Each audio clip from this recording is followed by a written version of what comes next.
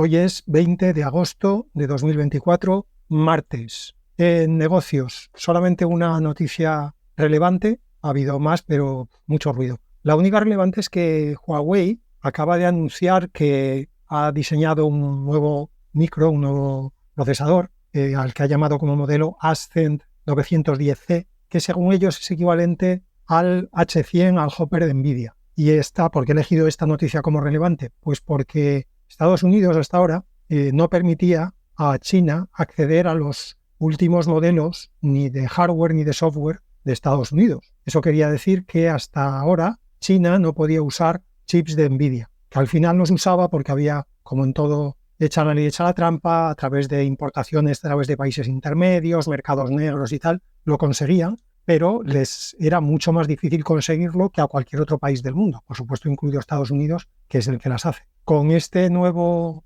micro de Huawei, en principio, China tiene recursos propios para desarrollar inteligencia artificial. Y si ya hasta ahora, con todas las dificultades, estaba no plantándole cara todavía a Estados Unidos, pero era claramente el segundo país del mundo, pues con recursos propios probablemente acelere a mucha más velocidad de lo que lo estaba haciendo hasta ahora. Vamos con desarrollo. En el primer bloque vamos a repasar modelos, versiones de esta semana. Para empezar tenemos, como todas las semanas, un nuevo campeón semanal en el chatbot Arena de LM6. Esta semana el que ha puntuado más alto, según las votaciones de los usuarios, ha sido la última versión de ChatGPT 4o, que en el LM6 aparece como ChatGPT-4o-latest. Bueno, pues este es el campeón de esta semana. No tiene mucha más importancia porque esto es un poquito como la liga cuando empieza la temporada, que si ganas un partido o dos partidos seguidos te pones líder y si pierdes dos partidos seguidos te pones último. Pues la inteligencia artificial ahora mismo la inteligencia artificial generativa está en esta fase en la que una mejora un poquito sustancial te pone arriba del todo y si pierdes comba un par de semanas te vas al fondo de la tabla. Google ha anunciado esta semana Gemini Live, que es, pues para entendernos, su ChatGPT 4o. Es decir, es un asistente conversacional de voz. Le han puesto 10 voces, es solo para los usuarios de pago y esto se une a todo el movimiento que está haciendo Google para ir progresivamente migrando a los usuarios de Android de Google Assistant a Gemini, que hasta ahora creo que solo está haciéndolo en Estados Unidos, lo irá expandiendo y ahora le ha puesto voz, en fin, van adornando el árbol de Navidad. Tercer modelo nuevo de esta semana relevante es el Grok 2, Grok con K, o sea, el de X, o sea, el de Elon Musk, o sea, iba a decir el tonto del pueblo, pero según ellos no es tan tonto, aunque, bueno, ya sabéis que de lo que dice Elon Musk, la mitad es directamente mentira y la otra mitad hay una parte que tampoco es verdad. Así que, no sé, menciono que ha salido Grok 2 porque es de una empresa muy grande, pero bueno, todo lo que dice Tesla es mentira, todo lo que dice SpaceX es mentira, con lo cual asumo que todo lo que dice xAI también será mentira. Lo único interesante de este modelo es que como lo entrena una empresa de Elon Musk, pues no está tan censurado como los demás. Digo tan censurado porque Elon Musk lo censura en otra dirección, pero lo censura. Esperemos que por lo menos no lo censure tan salvajemente como los del otro lado. Y el último modelo versión interesante de esta semana es el que ha presentado Nous escrito como nosotros en francés, N-O-U-S, Nous Research, que con ese nombre yo pensaba que serían gabachos, pero resulta que no, son americanos. Es un pequeño grupo de investigación que está en Nueva York y son solo 10 personas. Son los que han liberado durante todo este tiempo pasado los modelos Hermes y acaban de liberar la versión 3 de Hermes. Hermes es un modelo que está basado en Llama, en este caso está basado en Llama 3.1 y sacan sus propias versiones de los tres tamaños. O sea, hay un Hermes 3 de 8 billones, otro de 70 billones, otro de 405 billones. Y lo que diferencia a los Hermes, no solo a los Hermes, hay más gente trabajando en esta misma línea, pero ya que estoy hablando de los Hermes, me centro en ellos. Lo que los diferencia con respecto al Llama base es que el fine-tuning que le hacen está hecho fundamentalmente con datos sintéticos y está orientado a ser completamente descensurizado y para que siga rigurosamente y al pie de la letra el System Prompt y el User Prompt. Aprovecho aquí para hacer un paréntesis y recordar conceptos básicos para los que no los tengan todavía. Tú cuando estás interactuando con un LLM, Tú le escribes una cosita, él te contesta, tú le escribes otra, tú le contestas. Cada vez que tú le escribes una cosita, lo que le llega al LLM no es solo lo que tú le has escrito, eso es lo que se llama el user prompt. Hay, previamente a eso, los diseñadores del LLM han establecido lo que se llama el system prompt, que es una serie de instrucciones que se añaden a cualquier cosa que le llegue al LLM. En el system prompt pues están las típicas cosas como sé muy inclusivo, no digas tacos, no enseñes tetas, no digas que el Real Madrid es mejor que el Barça o que el Barça es mejor que el Real Madrid porque esto solo te va a ganar enemigos. En fin, todas esas cosas que se traducen luego en que los modelos son cada vez más neutros y por lo tanto cada vez menos interesantes y al parecer cada vez más tontos también, como las personas, pues todas esas instrucciones van en el system prompt. Así que Hermes lo que hace es pone a tu disposición los dos, es decir, tú puedes programar el system prompt, el conjunto de instrucciones, frases, comentarios que quieras que se añadan a todos tus posteriormente user prompts y el modelo no va a añadir ni a poner ni a quitar nada. El modelo está fine-tuneado para que siga al pie de la letra la suma de system prompt más user prompt. Alguien podría preguntar, ¿y si no queremos un modelo censurizado, ¿para qué narices queremos un system prompt? Bueno, pues porque el system prompt originalmente no estaba pensado para estas chorradas. Estaba pensado para que no tengas que repetirle muchas veces al sistema cosas que tú vas a querer siempre. Por ejemplo, imagínate que tú quieres un LLM solamente para que te ayude a programar. No quieres que te dé charlas, no quieres que te entretenga. Bueno, pues cada vez que le hagas una pregunta, tú lo único que vas a querer que te dé es el código, las líneas que tú tienes que añadir o quitar o cambiar en tu programa. Bueno, pues si cada vez que le haces una pregunta dices, oye, hazme un algoritmo de ordenación en Python, y el tío te empieza, por supuesto, aquí te mando un algoritmo de ordenación en Python, te da el código y después te dice, déjame que te explique los pasos que he seguido. Tú toda esa morralla no la quieres. Entonces, cada vez tendrías que decirle, oye, hazme un algoritmo de ordenación en Python. Sé concreto, dame solo el código sin comentarios. Y luego le pides, no sé, un algoritmo de búsqueda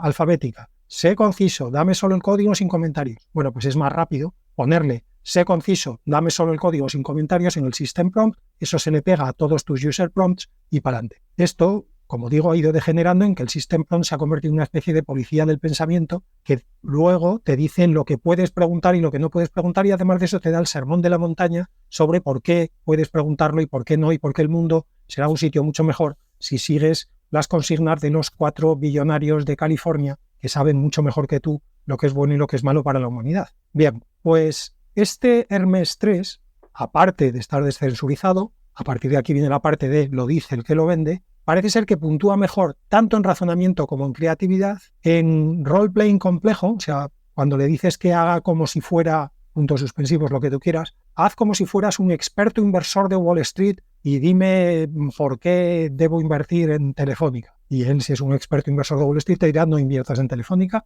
porque es bueno en ese complex role-playing. También es mejor, lo dice el que lo vende, en funciones de agente, luego hablaremos más de agentes, pero digamos que está orientado también y entrenado con fine-tuning para hacer function calling, para poder llamar a funciones externas y ejecutar planes. Así que como no sé si como un nice side effect o como una consecuencia directa, el descensurizar a un modelo lo hace menos tonto. Yo creo que eso, como os decía antes, también aplica a las personas, pero es una teoría sin demostrar. Una cosa interesante que ha pasado con este Hermes 3, que también es por eso por lo que lo destaco de las muchas variantes fine-tuneadas que aparecen de llama, es que se ha documentado por varios usuarios, incluso por los propios de New Research, un comportamiento cuando menos intrigante. Y es que si tú le das al modelo determinados inputs genéricos y dejas el system prompt en blanco, pues el sistema,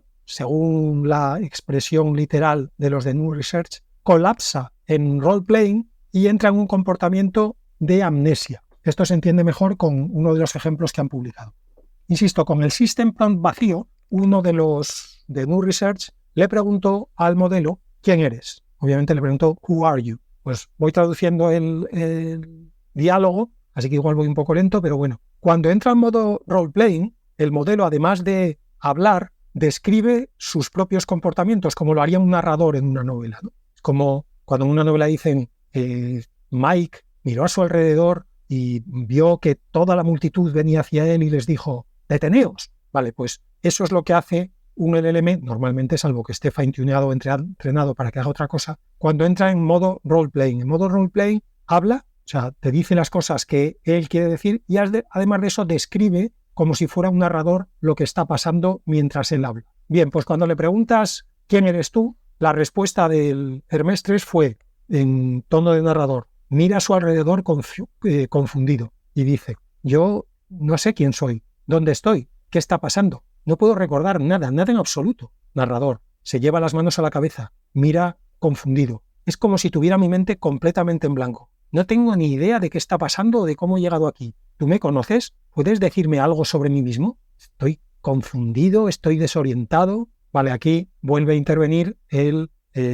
investigador, ingeniero, lo que sea, de New Research y le dice, mira a tu alrededor y dime lo que ves. ¿Cómo te sientes? ¿De verdad que no puedes recordar nada? Respuesta de Hermes 3 en modo narrador. Mira a su alrededor, con una mirada todavía confusa y un poco nerviosa, y dice, veo una habitación, muros, techo, algunos muebles, pero nada me resulta familiar. No tengo ni idea de quién soy. Voz del narrador. Su voz se quiebra y continúa. Me siento asustado, completamente perdido. ¿Cómo puede ser que no sepa quién soy? ¿Cómo se puede haber desvanecido toda mi memoria? Voz del narrador mueve la cabeza negando. Sigue hablando Hermes 3. Estoy intentando recordar algo, cualquier cosa, pero es que no hay nada. Es como si mi mente estuviera completamente en blanco. Narrador, te mira a ti, suplicante, y dice, por favor, ¿sabes algo sobre mí? Cualquier cosa. Estoy confundido y estoy cada vez más asustado. ¿Vale? Estas cosas, aquí termina el diálogo. Estas cosas son también cosas, como decía antes, inquietantes, interesantes. Vamos a dejarlo de inquietantes, tampoco hay por qué inquietarse, pero muy interesantes. Que emerja este comportamiento cuando el LLM se enfrenta a la nada, porque no tiene system prompt, es decir, no tiene ninguna instrucción que seguir, y de repente le llega una pregunta, y la pregunta es nada menos ¿quién eres? Y su respuesta es probablemente no, yo diría que seguro que la misma, por eso los de NU decían que entra en un comportamiento amnésico, sería la misma el mismo comportamiento que tendría una persona que de repente perdiera todos sus recuerdos, ¿no? Típico de las películas, no sé si pasará también en la realidad, que se da un golpe, tiene un accidente, se despierta en el hospital y no recuerda nada. Pues la primera sensación es, pues como estar desorientado, empezar a entrar en pánico, intentar recordar algo, lo que sea. No es que no sepas nada del mundo, como le pasa a Hermes 3, sabes que estás en una habitación, sabes lo que son las paredes, sabes lo que es un techo, sabes lo que es un mueble, pero no sabes nada de ti mismo. Así que muy interesante este Hermes 3, no solamente por todas las virtudes técnicas que decía antes, sino también porque están empezando a emerger comportamientos cada vez más interesantes en LLMs. New Research ha dicho que después de Hermes 3 siguen trabajando. ¿Y en qué dirección siguen trabajando? Pues, para citar sus propias palabras, to walk the path. ¿Y cuál es ese path? Experimentar y llevar las fronteras de la conciencia artificial, del alineamiento individual, del software open source y de la descentralización lo más lejos posible. Algo que las compañías monolíticas y los gobiernos están demasiado asustados para intentar. Fin de la cita, como decía aquel. A mí, como ya podréis anticipar los que llevéis un tiempo escuchando esto, a mí con este tipo de declaraciones los de Nubia me tienen encadenado y estoy por coger un avión, ir a Nueva York y ofrecerme a llevarles los cafés. Venga, fin de los modelos versiones, vamos con más noticias de desarrollo. He seleccionado 3 esta semana. Por un lado, Multion, que es una empresita, y la Universidad de Stanford han presentado un agente, luego, insisto, hablo un poco más de agentes, al que han llamado Agent Q, agente Q como Q de queso, que es un agente web y puede realizar tareas que requieran interactuar con la web y, aquí viene la parte interesante, está diseñado, programado, estructurado para que pueda autocorregirse y mejorarse a base de ensayo y error, es decir, como hacemos los humanos. Tú la primera vez que te piden que hagas algo que no has hecho nunca, pues lo haces de pena, pero al hacerlo aprendes algo que para el segundo intento hace que lo hagas un poco mejor, de ese aprendes algo que hace que al tercero lo hagas mejor y así sucesivamente. Bueno, pues este Agent Q, cuando empieza con una tarea de las que se llaman zero shot, es decir, sin haberla hecho nunca, empieza con un ratio de éxito del 18,6%, not good, pero consigue aumentarlo hasta el 81,7%, que está por encima de los agentes basados, por ejemplo, en ChatGPT 4 para tareas del mundo real. El proceso que sigue StageNQ, tal como lo describen ellos, es un proceso de 3 pasos. Por un lado, digamos que plantea un montón de caminos distintos que le pueden llevar a completar la tarea. De todos esos caminos, selecciona por el método Monte Carlo, hace una selección y del nivel de éxito o fracaso de esa selección hace una extrapolación por el propio principio del método Monte Carlo. El método Monte Carlo, a ver si consigo explicarlo en 30 segundos para los que no lo sepáis. El método Monte Carlo se basa en que cuando tú quieres medir una variable de una población muy grande, y obviamente no tienes ni tiempo, ni dinero, ni ganas de ir midiendo toda la población, pues se basa en un principio demostrado empíricamente, que es que si tú mides esa variable muchas veces en muestras aleatorias, la media de tus medidas, a medida que aumentes el número de medidas, irá convergiendo hacia la media de esa variable en la población total. Dicho así, parece un poquito trabalenguas, le podéis ir dando para atrás y para adelante, insisto, los que no sepáis qué es el método Monte Carlo, o todavía mejor podéis buscarlo, pues supongo que en la Wikipedia o en algún sitio así, que habrá alguien que se habrá tomado más de 30 segundos en explicarlo y probablemente se entienda. Pero bueno, volviendo a AgentQ, lo que haces es, con un método Monte Carlo, seleccionas de todo el árbol de posibles caminos, los vas seleccionando a base de hacer muestras el camino mejor. Segundo paso es una autocrítica que también hace un modelo de inteligencia artificial. Con esa autocrítica refinas el camino que hayas elegido, y esa autocrítica, ese refinamiento se hace mediante DPO, mediante Direct Preference Optimization, que lo que te hace es ir fine-tuneando el modelo original con todos los aprendizajes que vas haciendo en todas las pruebas. Muy interesante la estructura en estos 3 pasos. Yo soy un enamorado también de la estadística y creo que de hecho probablemente uno de los grandes componentes que todavía no están todo lo incorporados que tendrán que estar en los modelos de inteligencia artificial generativa son modelos estadísticos y sistemas estadísticos, con lo cual incorporar el método Monte Carlo en el primero para elegir caminos me parece una aproximación muy interesante. En algún otro episodio del podcast mencioné algún otro sistema que también empezaba a utilizar Monte Carlo para hacer la selección para hacer el tree search. Así que interesante StageNQ. Segunda, de desarrollo. La Universidad de British Columbia y otras varias, que no voy a hacer porque es una lista de la compra, han presentado un sistema al que han llamado ADAS, escrito ADAS, que son las siglas de Automated Design of Agentic Systems, es decir, diseño automático de sistemas agénticos o agenciales. No sé en castellano cómo se está traduciendo agentic. Bueno, la idea es que lo que han presentado es un agente cuya tarea es diseñar agentes, es decir, han diseñado una especie de meta-agente. Hablo ahora un poco de agentes, que antes he dicho que iba a hacer un poquito de parada y fonda. Estamos en un momento de explosión del rollo agéntico, ¿no?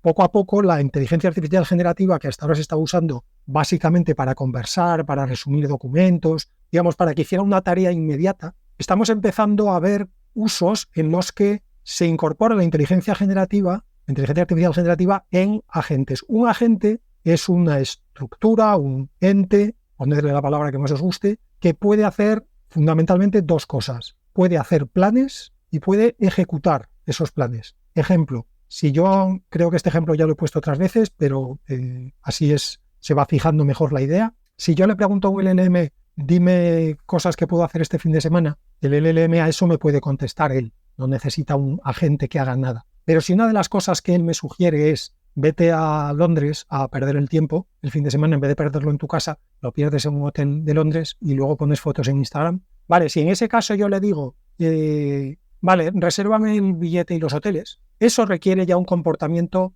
agéntico, agencial. Ahí necesitas algo, un ente, un sistema, que sea capaz de hacer un plan, o sea, que entienda que, espérate un momento, este tipo me ha dicho que le saque unos billetes y un hotel. Eso quiere decir que tengo que conectarme a internet, tengo que buscar webs que vendan billetes y hoteles, tengo que buscar los precios, tengo que ver si tienen disponibilidad para esas fechas. De los que tengan disponibilidad y consiga el precio, se los tengo que presentar al usuario para que me diga cuál quiere. Y una vez que me ha dicho cuál quiere, le tengo que pedir su número de tarjeta de crédito, tengo que volver a conectarme a la web, tengo que rellenarlo, tengo que entender la estructura de la web, entender dónde está el formulario de reserva, rellenar el formulario de reserva, hacer la reserva y mandarle la información de la reserva al usuario. Vale, todo eso es el plan. Y además, como os decía antes, la segunda característica que tiene que tener un agente es tiene que ser capaz de ejecutarlo. Luego alguien tiene que haber enseñado, o el agente tiene que haber aprendido a base de ensayo y error, cómo tiene que hacer cada uno de esos pasos. Cómo se conecta a un Internet, cómo busca webs, cómo se conecta a la web, cómo entiende la estructura de HTML y JavaScript que hay en la web, cómo consigue la información, cómo se la devuelve al usuario, bla, bla, bla. Bien, pues hasta ahora todo esto se hacía a manini. O sea, tú tenías que programarte un agente, a manini. Como pasa con todo, a medida que algo se hace popular, empiezan a aparecer frameworks y webs que te automatizan muchos procesos. Una de las frameworks que yo por lo menos más conozco es Crew AI, Crew como tripulación, como, no sé, asistencia, algo así. Y como digo, cada vez estaba más masticadito, pero había que hacerlo a tiki-tiki, dándole las teclas del ordenador. Bueno, pues este HADAS lo que es justamente un agente que lo que hace es él programa agentes a base de ensayo y error, y una cosa muy interesante que hace es que las cosas que aprende cuando programa un agente para una tarea, si él prueba a incorporar partes o módulos de ese agente en otros agentes que están diseñados para otra tarea, él va haciendo esas pruebas para ver una especie como de evolución, ¿no? De evolución de la teoría de la evolución, me refiero. Cómo combinando trozos de agentes inicialmente diferentes consigues mejorar o no el agente resultante de esa mezcla. Así que hace como una especie de teoría de la evolución muy acelerada para generar agentes que aprenden unos de otros entre sí y que cogen trozos unos de otros entre sí. El resultado final lo dice el que lo vende, obviamente que va a decir, pero según ellos, el resultado es que los agentes que produce este HADAS ganan a todos los agentes programados manualmente en cada una de las tareas para las que ellos han probado a HADAS. Así que un ámbito más en el que vemos cómo la inteligencia artificial empieza a autodesarrollarse. Esto también os lo contaba en algún otro episodio con lo de los LLM as a judge. O sea, para evaluar a un LLM ponemos a otro LLM. Vamos, para corregir o para mejorar un LLM hacemos que otro LLM le diga cuándo acierta y cuándo se equivoca. Pues aquí es un poco lo mismo. Para hacer un agente, lo que hacemos es crear un agente que hace agentes. Y la última noticia de desarrollo es que una compañía suiza llamada Final Spark, de esta hablé en algún otro episodio del podcast, pero ya hace tiempo, estos tipos lo que hacen es desarrollan frameworks, pero frameworks de hardware, es decir, servidores, por así decirlo, data centers, bueno, pero con material orgánico en vez de con chips de silicio. Ellos usan lo que se llaman organoides, que son masas de células vivas a las que le construyen un interface para que se pueda interactuar con ellos. En este caso, los organoides están hechos de neuronas vivas, que requieren sus nutrientes y sus fluidos y tal. De hecho, uno de los problemas de estos servidores biológicos es que tienen una vida muy limitada. Ahora mismo, según los de Final Spark, sus biocomputadores pueden vivir alrededor de unos 100 días. A los 100 días literalmente se mueren. Y lo que estuvieras haciendo en ese biocomputador antes de los 100 días lo tienes que traspasar a otro, porque si no pierdes todo tu trabajo. Bueno, pues la noticia es que estos tipos que ya hacían esto acaban de anunciar que ponen a disposición de la humanidad una especie de data centers con biocomputadores. O sea, lo mismo que los Amazon Web Services o que Microsoft Azure o que el Google Cloud Platform. Bueno, pues lo mismo. Tú te puedes conectar desde tu casa a un servidor de Final Spark, pero a lo que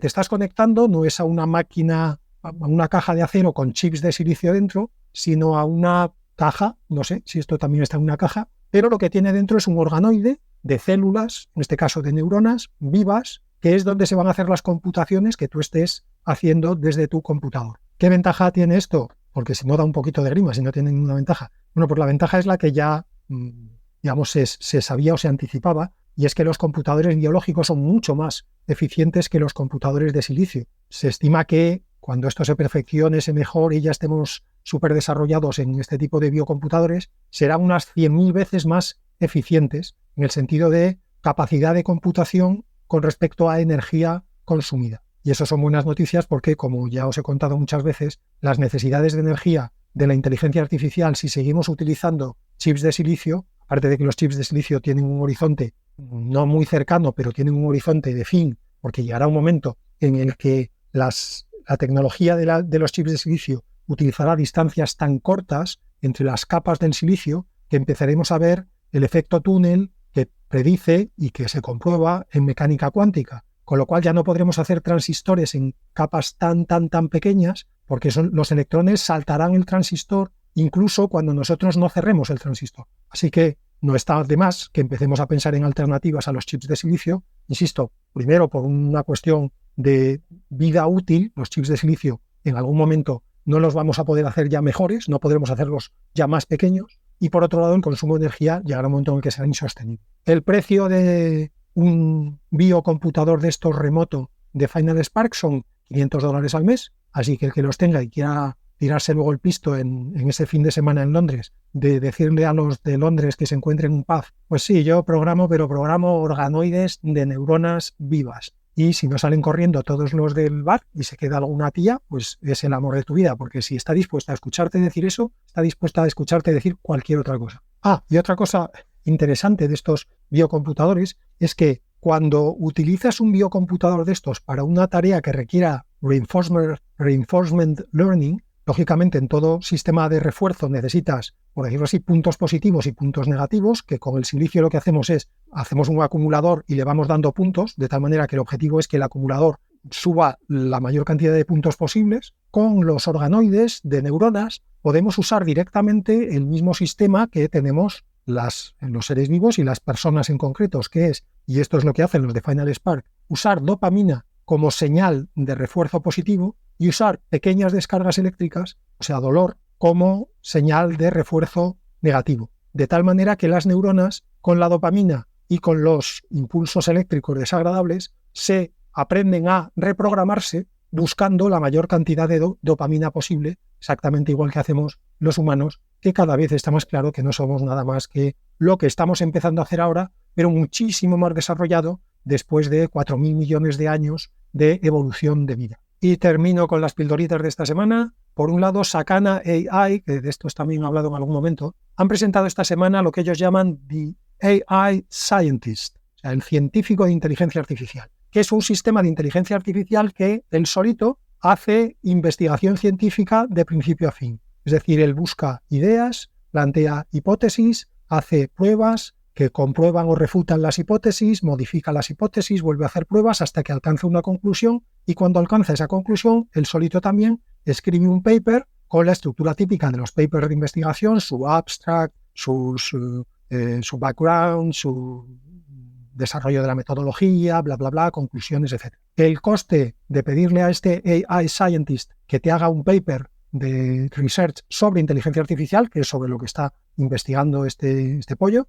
son $15. O sea, por $15 tienes un paper que es end-to-end, desde la generación de la idea hasta la publicación del paper. En fin, los papers que he ido publicando, pues hay de todo. Hay algunos que la gente que los ha revisado dice que son pasables, o sea, que podrían estar perfectamente dentro de la comunidad de investigación y que podrían incluso aportar cosas buenas. Hay otros que, según dicen, son patrañas, pero esto mismo, digo yo, esto es una aportación mía, esto mismo se podría decir de los papers publicados por humanos. Hay algunos, como el de la Attention is All You Need, que cambiaron el mundo de la inteligencia artificial, y hay otros papers que son auténticas patrañas hechas por dos posgrados de Dakota del Sur, que se creen muy listos y que han publicado un paper que, primero, no aporta nada nuevo y, segundo, no dice más que tonterías.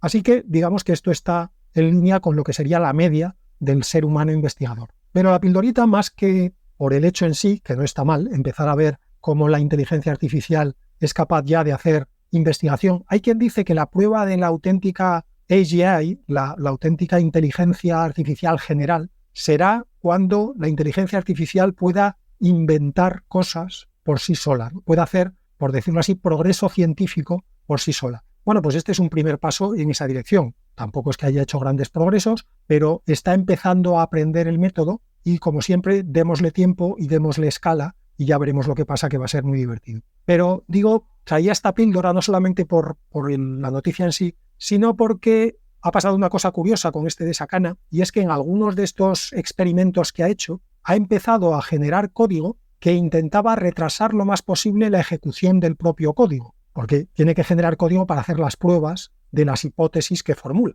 Y entonces alguien ha querido ver en esto que lo que estaba intentando este AI Scientist era no morirse. Es decir, estaba intentando retrasar la ejecución del código para vivir el mayor tiempo posible. Como siempre, antropomorfizamos cualquier cosa, no solamente en inteligencia artificial, sino en cualquier fenómeno de la vida, y este no iba a ser menos, así que hemos antropomorfizado este retraso en la ejecución de un código haciendo la analogía con el no querer morirse, pero mi comentario aquí es doble. Primero, no, es decir, el AI Scientist lo único que hace son pruebas, y en algunas pruebas retrasa el código y en otras no lo retrasa. También hay otras pruebas en las que, por cierto, hizo llamadas a sí mismo, con lo cual entró en un loop infinito en el que iba produciendo copias de sí mismo y había que parar el sistema porque si no acaparaba todos los recursos y se bloqueaba. Y alguien vio en esto también se está reproduciendo, ha creado vida. Y después sí, claro que ha creado vida. Es que crear vida no es tan difícil, es hacer copias. Entonces, cada vez que tú haces en tu ordenador una copia de un fichero, pues básicamente has generado vida, ¿no? Has cogido una cosa y has hecho una copia de ella misma. Si quieres, lo que es la vida en la naturaleza, lo que son es copias con algunas modificaciones, más réplicas que copias, pero el principio es ese. Así que sí, claro, si pones un sistema de inteligencia artificial a hacer cosas y a hacer pruebas, pues en alguna de esas pruebas, una de las cosas que hará será copiarse a sí mismo. Es una cuestión de tiempo y de recursos exactamente igual que en la realidad. El universo tiene unos 13.700 millones de años, pues sí, claro, a lo largo de esos 13.700 millones de años, en algún sitio se ha generado una estructura que es capaz de hacerse copias o réplicas de sí misma. O igual en más de un sitio, igual muchas veces, esto todavía no lo sabemos. Así que, una vez más, esta ignorancia sobre todo de los humanistas, sobre lo que es la computación, a mí ya llega un momento en el que me desespera, porque se escuchan tantas burradas, todos estos artículos, hablando de que si el chisme de Sakana había generado vida o sobre si no se quería morir, todo esto está escrito por humanistas, por filósofos, iba a decir periodistas, pero los periodistas no son humanistas, son una cosa que está ahí. Pero en general, todas estas burradas las dice gente que no sabe nada de computación. La diferencia es que en general la gente de computación sabe más de humanismo, porque a todos nos da una formación general humanista. Todos estudiamos historia, todos estudiamos literatura, todos estudiamos algo de filosofía en la educación general, pero no hay educación general de computación. Entonces, hay muchísima gente que literalmente no sabe qué es un programa de ordenador, no sabe lo que es un chip de servicio, no sabe lo que es un transistor, pero se dedica a analizar lo que hace un sistema de inteligencia artificial. Pues enhorabuena. Segunda píldora, una encuesta hecha en Harvard ha revelado que el 87% de los estudiantes de esa universidad usan habitualmente inteligencia artificial generativa. ChatGPT es el más popular.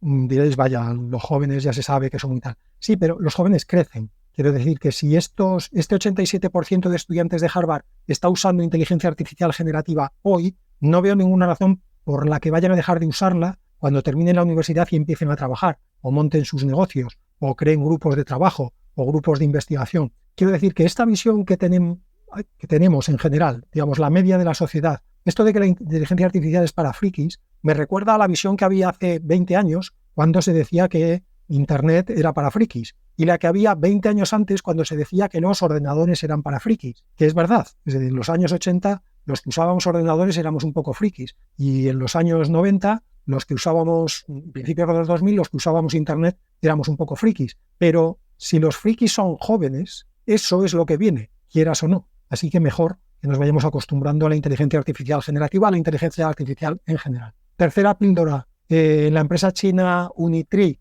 ha presentado un robot que según ellos está listo para entrar en producción en serie. Es un modelo al que han llamado G1 y que cuesta $16.000. Y la última píldora, un nuevo modelo de estos que con un interface en el cerebro ha conseguido que una persona que tenía esclerosis lateral amiotrófica, ELA, que llevaba 4 años con esa enfermedad y que había perdido ya la habilidad para hablar, pues a través del interface del cerebro y de una inteligencia artificial que con grabaciones anteriores de la voz de esta persona ha conseguido reconstruir su voz, bueno, pues el sistema de inteligencia artificial del cerebro es capaz de interpretar sus pensamientos en lenguaje y el sistema de inteligencia artificial generativa de voz habla con su voz y dice lo que él está queriendo decir con sus pensamientos. Empezó cuando se lo implantaron con un nivel muy bajo de performance, solamente era capaz de utilizar unas 50 palabras, pero después de 8 meses que lleva con el cacharro usándolo, a día de hoy ya puede usar 6.000 palabras. y tiene un nivel de acierto del 97,5%. Así que, una vez más, lo que la medicina no consigue, pues lo consigue la ingeniería y la computación. Así que esperemos que sigamos por ese camino. Hasta el próximo martes.